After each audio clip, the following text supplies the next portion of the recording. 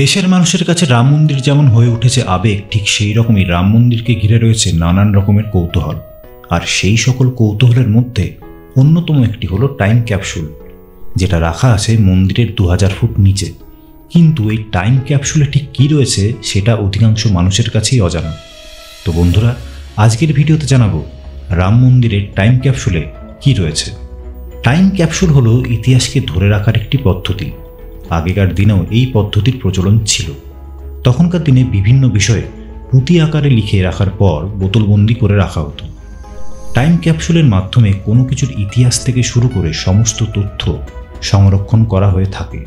অযোধ্যার রাম মন্দির যেহেতু একটি বিতর্কিত জমি এবং আদালতের নির্দেশে এই বিতর্কিত জমিতে রাম মন্দির তৈরি হয়, তাই এর জন্য টাইম ক্যাপসুল অত্যন্ত গুরুত্বপূর্ণ একটি বিষয়। তামার পাত দিয়ে তৈরি অনেকটা বোতলের মতো এই টাইম ক্যাপসুল তৈরি করা হয়েছে রাম মন্দিরের জন্য, যেখানে আদালতের রায় থেকে শুরু করে বিতর্কিত জমি সংক্রান্ত সমস্ত ইতিহাস ও নথি ক্যাপসুল বন্দি করে মাটির 2000 ফুট নিচে পোঁতা হয়েছে।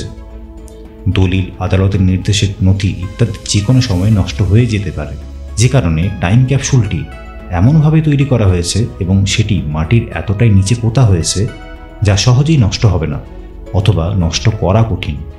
যদি আগামী দিনে আমাদের সমাজে বিভিন্ন রকম পরিবর্তন আসে, যদি সভ্যতা বদলেও যায়, তাহলেও যাতে রাম মন্দিরের নথি বিভিন্ন তথ্য কোনোভাবেই হারিয়ে না যায়, তার জন্য এমন টাইম ক্যাপসুল ব্যবহার করা হয়েছে। আর এই টাইম ক্যাপসুল এমনভাবে তৈরি করা হয়েছে যাতে সেটি 1000 বছর পরেও অক্ষত থাকে। আর এই টাইম ক্যাপসুলই হাজার হাজার বছর পরেও বলে দেবে রাম মন্দিরের ইতিহাস।